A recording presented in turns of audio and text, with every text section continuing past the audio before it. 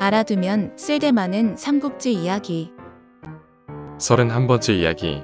형께서 여기서 싸우다 죽으면 3가지 죄를 짓게 됩니다.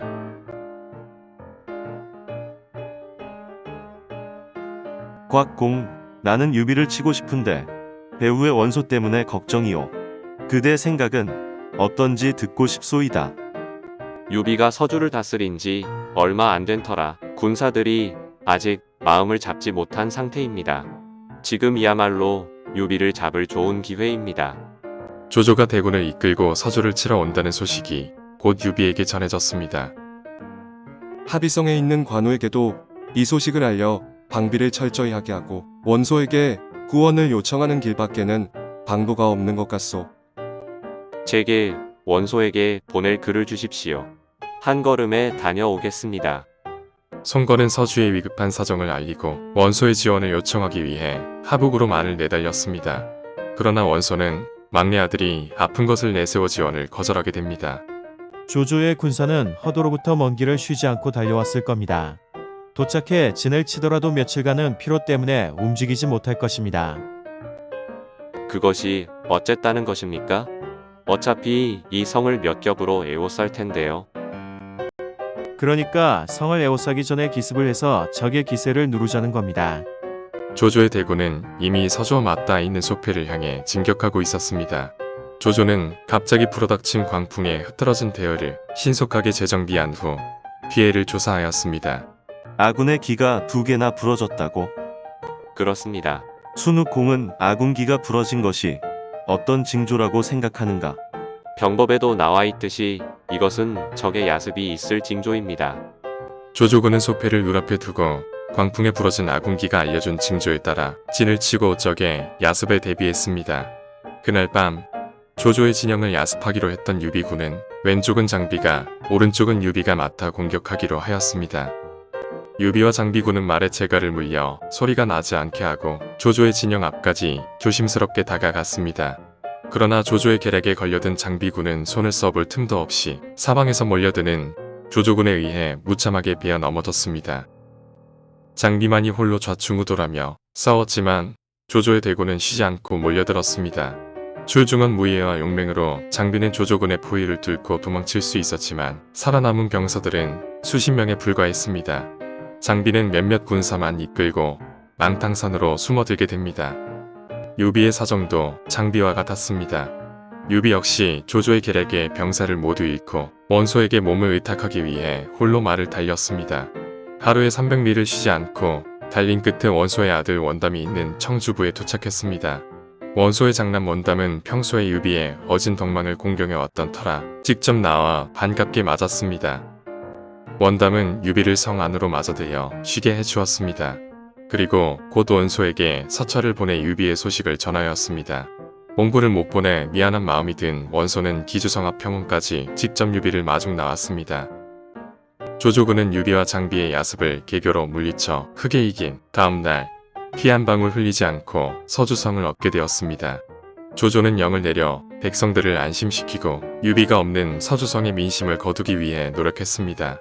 서주성과 소패를 얻은 조조에게 마지막 남은 것은 관우가 지키는 합의성이었습니다.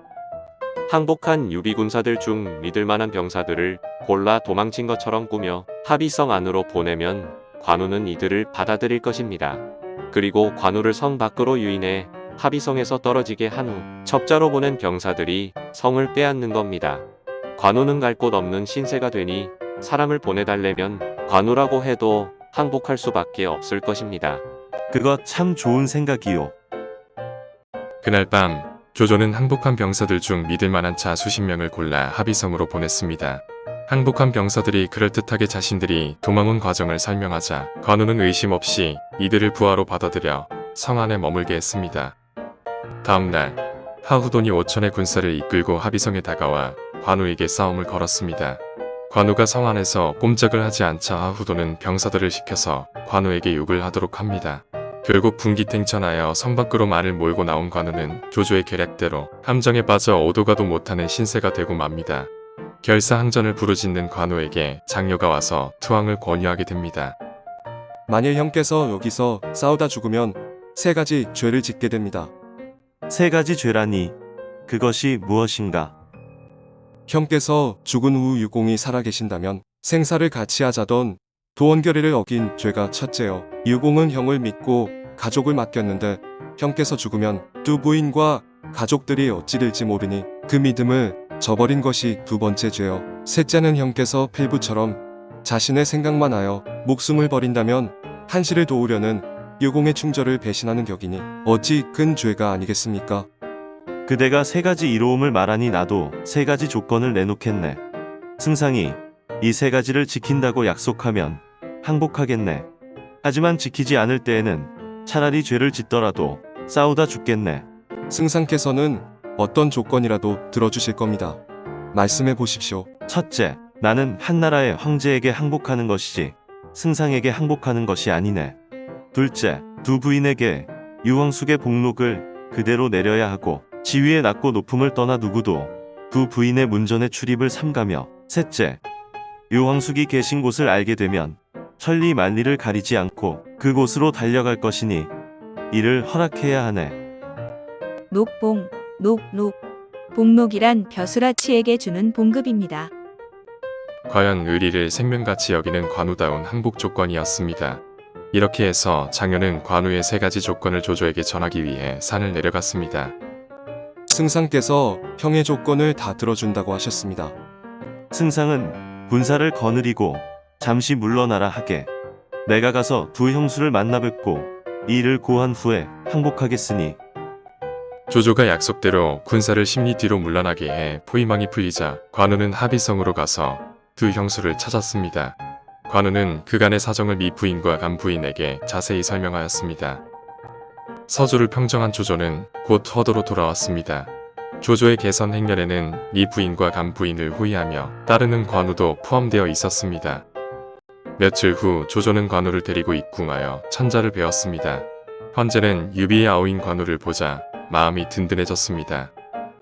조조는 하루가 멀다 하고 면회를 여는 한편 각종 예물을 선물하며 관우의 환심을 사기 위해 애썼습니다. 하루는 조조가 관우에게 새로운 점포를 선물해댑니다.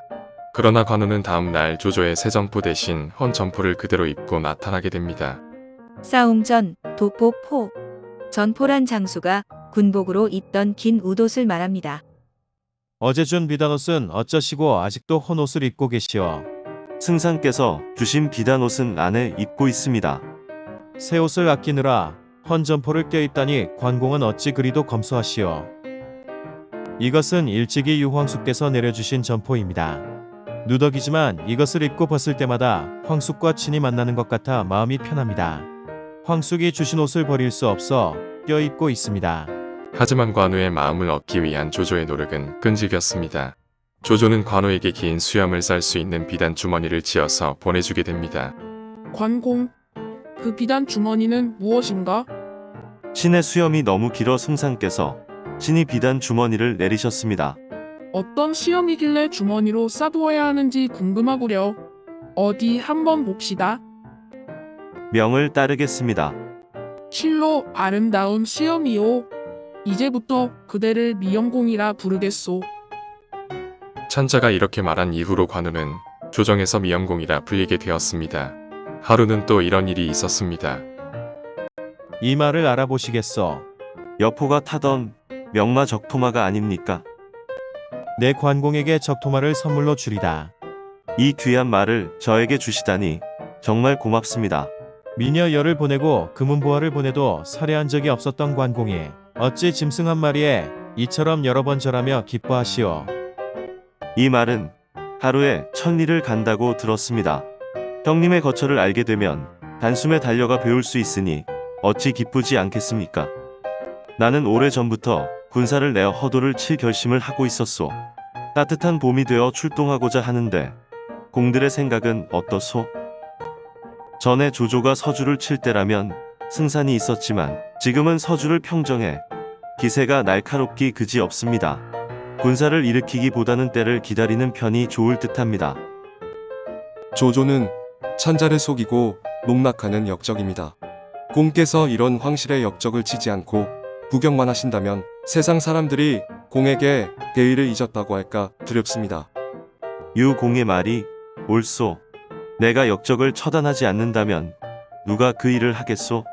당장 군사를 일으켜 조조를 치리라. 조금 전 동분태수 유연으로부터 원소의 대군이 여양 땅에 이르렀다는 급보가 왔소. 이번 싸움에 제가 선봉으로 나서고 싶습니다. 이런 일로 관공에게 수고를 끼칠 수는 없소이다.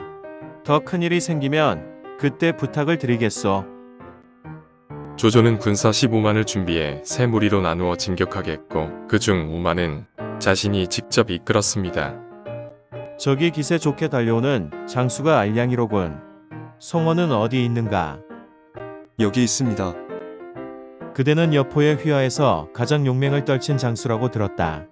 그대가 알량의 목을 내게 가져다 줄 텐가? 송원의 실력은 알량의 발치에도 못 미쳤습니다.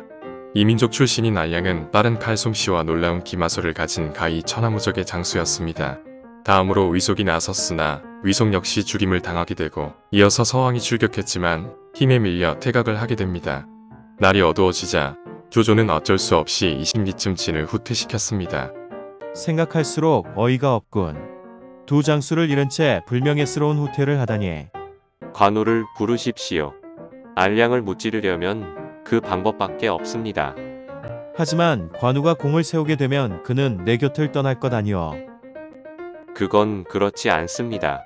유비가 살아있다면 틀림없이 원소에게 가 있을 것입니다.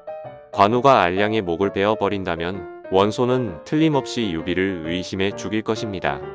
결국 전장의 부름을 받은 관우는 알량을 베어버리게 됩니다. 조조의 군사들은 대장을 잃고 허둥거리는 알량군을 마구 베어나갔습니다.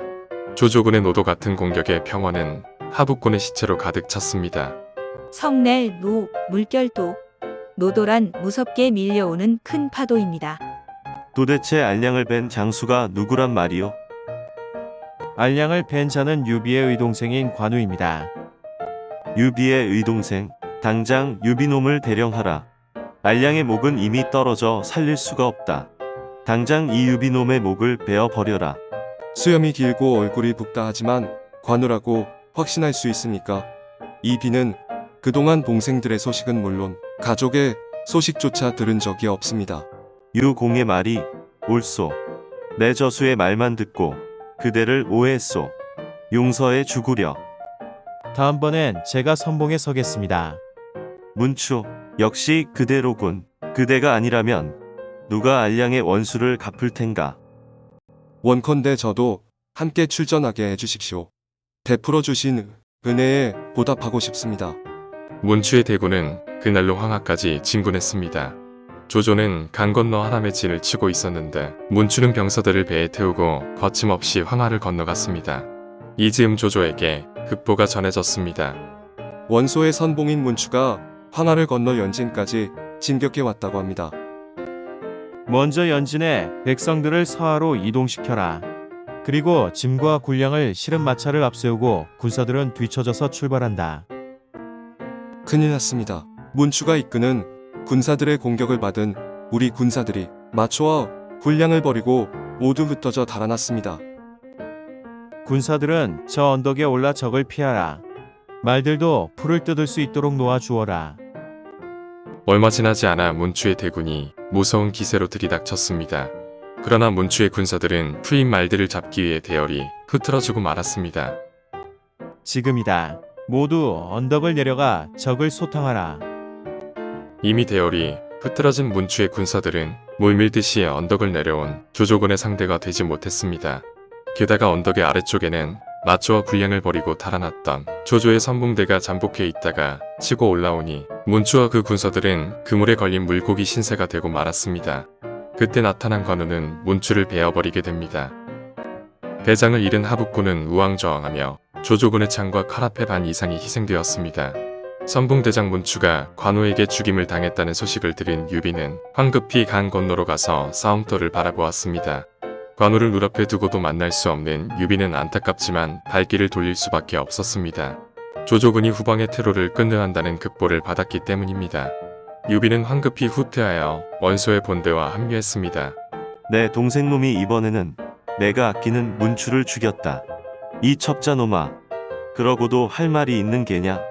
당장 저자를 끌어내어 목을 베거라. 원공께서는 조조의 계략에 이리 쉽게 넘어가십니까? 조조가 관우를 시켜 한량 문추의 목을 자른 것은 원공의 화를 돋우어 저를 죽이기 위함입니다. 공의 손을 빌려 제 목을 자르려는 조조의 계책을 깊이 헤아리시기 바랍니다. 내가 또 공을 오해했구려. 하마터면 내가 죄 없는 어진 사람을 죽였다는 소리를 들을 뻔했소. 그대는 동생 관우를 이쪽으로 오게 할 수는 없겠소. 제가 지금 이곳에 있다는 것만 알려주면 곧바로 말을 달려 올 것입니다. 공은 어째서 관우에게 소식을 전하지 않은 것이오? 관우의 소식을 모르고 있을 때에도 의심을 받았는데 만약 몰래 관우에게 연락이라도 취했다면 큰 화를 당했을 테지요.